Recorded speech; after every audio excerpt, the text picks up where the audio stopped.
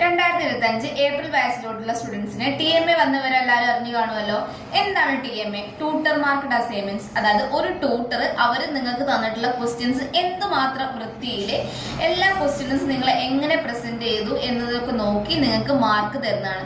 സ്കൂളിലൊക്കെ നമുക്ക് C mark തരില്ലായിരുന്നു. Exact അതേ സാധനമാണ്. അവരെ നിങ്ങൾ അസൈൻ ചെയ്ത് നോക്കുകയാണ് നിങ്ങൾക്ക് എത്ര കാലിബർ ഉണ്ട്, എങ്ങനെയാണ് നിങ്ങൾക്ക് എക്സ്റ്റേണൽ ആയിട്ട് കുറച്ച് മാർക്ക് തരാമെന്ന് ആലോചിച്ച് അവർ ക്വസ്റ്റ്യൻ തന്നിട്ടുണ്ട്. അത് നല്ല വൃത്തിക്ക് പ്രസന്റ് ചെയ്യുന്നതിന് അനുസരിച്ച് നിങ്ങൾക്ക് മാർക്ക് തരുന്നതിനാണ് TMA എന്ന് പറയാം, ട്യൂട്ടർ മാർക്ക് അസൈൻമെന്റ്സ്. ഇതിന് ടോട്ടൽ 20 മാർക്കാണ് നിങ്ങൾക്ക് ലഭിക്കുക. നമ്മളെ അഡീഷണൽ നമ്മൾ എക്സാം എഴുതുന്ന മാർക്കിന്റെ കൂടെ ആഡ് ചെയ്ത് വരാനുള്ളതാണ് ഈ മാർക്ക്. അതുകൊണ്ട് തന്നെ ഈ മാർക്ക് ഇമ്പോർട്ടൻ്റ് ആണ്. ഒരു എക്സാം എഴുതി 20 മാർക്ക് വാങ്ങിക്കുക എന്നുള്ളത് അത്യാവശ്യം ബുദ്ധിമുട്ടുള്ള കാര്യമാണ്. മീൻസ് നമുക്ക് അത്രയും അറിഞ്ഞാൽ മാത്രമേ 20 മാർക്ക് നമുക്ക് ഈസി ആയിട്ട് സ്കോർ ചെയ്യാൻ പറ്റുള്ളൂ. ബട്ട് ഈ മാർക്ക് നിങ്ങൾക്ക് ഈസി ആയിട്ട് സ്കോർ ചെയ്യാം. ക്വസ്റ്റ്യൻസും കാര്യങ്ങളും അവർ ഇപ്പോഴേ തന്നിട്ടുണ്ട്. ഇനി അവർ പറയുന്ന ടൈമിന് മുന്നേ ആയിട്ട് നമ്മൾ ഈ ക്വസ്റ്റ്യൻസ് ഒക്കെ നമ്മുടേതായ രീതിയിൽ വൃത്തിയായിട്ട് എഴുതി അപ്ലോഡ് ചെയ്ത് കഴിഞ്ഞാൽ നമുക്ക് 20 മാർക്കും കിട്ടും. അപ്പം ഈ 20 മാർക്കും കിട്ടാൻ വേണ്ടിയിട്ട് എല്ലാവരും ട്രൈ ചെയ്യണം. മീൻസ് അതിലൊരു മാർക്ക് പോലും മിസ്സാവാത്ത രീതിയിൽ വേണം നിങ്ങളുടെ ആൻസേഴ്സും കാര്യങ്ങളും പ്രസന്റ് ചെയ്തിട്ട് അപ്ലോഡ് ചെയ്യാൻ. ഈ ക്വസ്റ്റ്യൻസ് ഒക്കെ എവിടെയാണ് കിട്ടുക എന്ന് ചോദിച്ചാൽ, എല്ലാ സ്റ്റുഡൻസിനും ഓരോ പോർട്ടലുണ്ട് NOSന്റെ സൈറ്റിൽ. അപ്പോൾ നിങ്ങൾ ഓൾറെഡി രജിസ്റ്റർ ചെയ്താൽ നിങ്ങൾക്കൊക്കെ അറിയുന്നുണ്ടാവും നിങ്ങളെ പോർട്ടലിൽ ഈ ക്വസ്റ്റ്യൻസ് ഒക്കെ വന്നിട്ടുള്ളത്.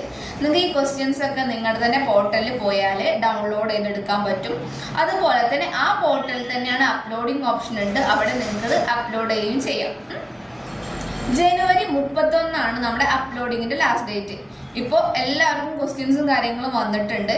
അപ്പോൾ നിങ്ങൾ പോയിട്ട് ക്വസ്റ്റ്യൻസും കാര്യങ്ങളും ഡൗൺലോഡ് ചെയ്തിട്ട് സ്റ്റാർട്ട് ചെയ്തോളൂ. ജനുവരി 31 ആണ് ലാസ്റ്റ് ഡേറ്റ്. അതിന് മുന്നേ ആയിട്ട് നിങ്ങൾ സബ്മിറ്റ് ചെയ്താൽ മതി. ആരും ലാസ്റ്റിലോട്ട് വയ്ക്കരുത്. കാരണം ലാസ്റ്റ് ഒക്കെ ആകുമ്പോഴേക്കും സൈറ്റിന് കുറച്ച് ഇഷ്യൂസ് ഒക്കെ വരും. അത് നോർമലാണ്. ചെയ്യുന്നവർക്ക് അറിയുന്നുണ്ടാവും. അത്യാവശ്യം ലാസ്റ്റിലോട്ടൊക്കെ ആകുമ്പോൾ സൈറ്റിൽ ഇഷ്യൂ വരും, അപ്ലോഡ് ചെയ്യാനൊക്കെ ബുദ്ധിമുട്ടുണ്ടാവും. അപ്പം എന്തെങ്കിലും കാരണം കൊണ്ട് ഡിലേ ആയി കഴിഞ്ഞാൽ ഈച്ച് അസൈൻമെന്റ്സിനും നമ്മളൊരു 1600 രൂപ വരെ നമുക്ക് ഫൈനോട് കൂടിയാണ് അപ്ലോഡ് ചെയ്യാൻ പറ്റുള്ളൂ. അപ്പോൾ അത്രയും ബുദ്ധിമുട്ടിലോട്ടൊന്നും നിങ്ങൾ പോവരുത്. സോ കറക്റ്റ് ടൈമിൽ തന്നെ അസൈൻമെന്റ്സും കാര്യങ്ങളും സബ്മിറ്റ് ചെയ്യാൻ നിങ്ങൾ ശ്രമിക്കണം.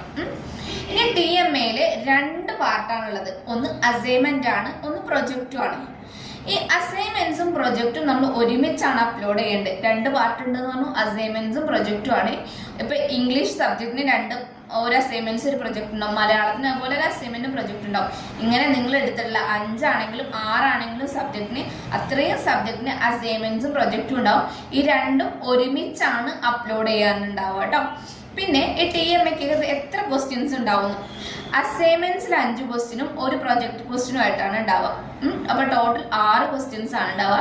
അതിൽ 5 എണ്ണം അസൈൻമെന്റ്സിനും 1 എണ്ണം പ്രൊജക്റ്റും ആയിട്ടാണ് വരുന്നത്. ഈ 5 ക്വസ്റ്റ്യനില് നമ്മുടെ ഫസ്റ്റത്തെ അസൈൻമെന്റ്സിന്റെ 5 ക്വസ്റ്റ്യനില് 3 ക്വസ്റ്റ്യന് 40 മുതൽ 60 വാക്കിൽ കവിയാതെ വേണം നിങ്ങൾ ആൻസർ ചെയ്താൽ. അതിൽ കൂടാം, ബട്ട് അതിൽ കുറയരുത്. അതിൽ കുറയരുത്, 40 ഒരിക്കലും താഴെ വരരുത്. അത്രയും വേർഡ്സിലാണ് നിങ്ങൾ ഉത്തരം എഴുതേണ്ടത്.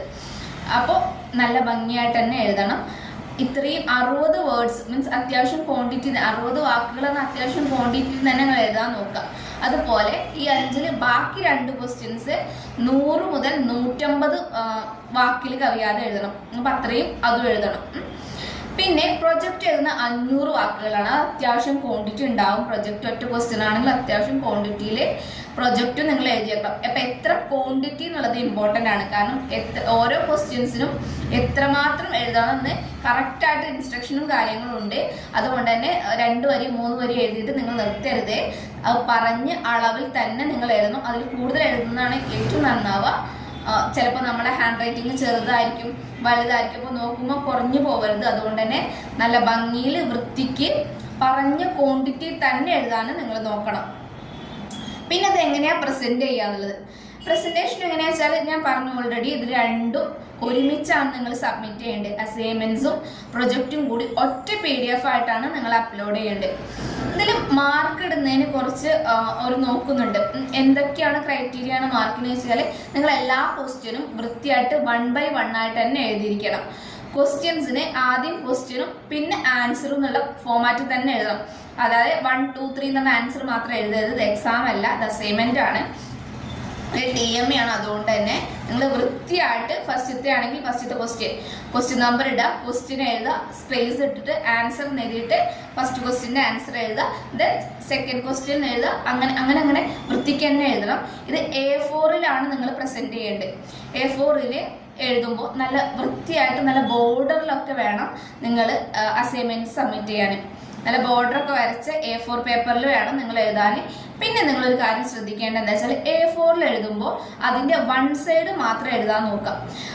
എന്തെങ്കിലും കാരണം കൊണ്ട് അതിൻ്റെ പിറകിൽ ഇംപ്രഷനൊക്കെ വന്നു കഴിഞ്ഞാൽ നമ്മളിത് സബ്മിറ്റ് ചെയ്യുമ്പോൾ ഫോട്ടോ എടുത്തിട്ട് PDF ആയിട്ടാണ് നമ്മൾ അപ്ലോഡ് ചെയ്യുന്നത്. അപ്പോൾ ഈ ഫോട്ടോനകത്ത് എന്തെങ്കിലും നീറ്റ്നെസ് കുറവ് നിങ്ങൾ രണ്ട് സൈഡ് എഴുതുമ്പോൾ അങ്ങനെ വന്നു പോയി കഴിഞ്ഞാൽ അത് നിങ്ങളുടെ മാർക്കിനെ ബാധിക്കും. അതുകൊണ്ട് തന്നെ A4 പേപ്പറിൻ്റെ വൺ സൈഡ് ആയിട്ട് മാത്രം നിങ്ങളത് എഴുതാൻ നോക്കുക. പിന്നെ ഹാൻഡ് റൈറ്റിങ്ങിന് മാർക്ക് ഉണ്ട് എന്ന് വെച്ചാൽ എല്ലാവർക്കും ഒരു അച്ചടി ഇതുപോലൊന്നും എഴുതാൻ കഴിയില്ല എന്നറിയാം. ബട്ട് നിങ്ങളുടെ മാക്സിമം എങ്ങനെയാണോ ആ രീതിയിൽ തന്നെ എഴുതുക. വലിച്ചു വാരി എഴുതരുത്. പാരഗ്രാഫായിട്ട് എഴുതുക, വൃത്തിക്ക് എഴുതുക. അത് നിങ്ങൾ നന്നായിട്ട് നോക്കണം. വൃത്തി എന്തായാലും എല്ലാവർക്കും ചെയ്യാൻ പറ്റും. ഹാൻഡ് റൈറ്റിംഗ് ഓരോരോ ആളുകളെ ഡിപ്പെൻസ് ചെയ്തുകൊണ്ടിരിക്കും. ബട്ട് നിങ്ങളുടെ മാക്സിമം നിങ്ങൾ അതിനകത്ത് കൊടുക്കണം. പിന്നെ അത് പ്രസൻറ്റേഷൻ എങ്ങനെയാണെന്ന് വെച്ചാൽ ഇത് എങ്ങനെയാണ് പ്രസൻറ്റ് ചെയ്യേണ്ടത് വെച്ചാൽ അസൈൻമെൻറ്റ്സിൻ്റെ ഫ്രണ്ട് പേജിൽ നിങ്ങൾ അസൈൻമെൻറ്റ്സ് എഴുതിയിട്ട് അതിൻ്റെ താഴ്ഭാഗത്ത് നിങ്ങൾ കൊടുക്കേണ്ട കുറച്ച് കാര്യങ്ങളുണ്ട്. നിങ്ങളെ നെയിം എഴുതണം. നമുക്ക് ID കാർഡിൽ നമ്മൾ കൊടുത്തിട്ടുള്ള നമ്മുടെ നെയിമും അതുപോലെ തന്നെ എൻറോൾ നമ്പറും AI നമ്പർ എല്ലാവർക്കും അറിയുന്നുണ്ടാവും അല്ലേ. നിങ്ങളെ സ്റ്റഡി സെൻറ്ററിൻ്റെ കോഡാണ് AI നമ്പർ എന്ന് പറയുന്നത്. അത് നിങ്ങളുടെ ID കാർഡിൽ ഉണ്ടാവും. പിന്നെ സബ്ജക്റ്റും സബ്ജക്റ്റ് കോഡും ഈ കാര്യങ്ങൾ അസൈൻമെൻറ്റ്സിൻ്റെ ഫ്രണ്ടിലും അതുപോലെ തന്നെ അതിൽ തന്നെയുള്ള പ്രൊജക്റ്റിൻ്റെ ഫ്രണ്ടിലും മസ്റ്റായിട്ട് നിങ്ങൾ ഇൻക്ലൂഡ് ചെയ്യണം. അപ്പോൾ ഇത്രയാണ് നമ്മളെ TMA റിലേറ്റ് ചെയ്തിട്ടുള്ള കാര്യങ്ങൾ.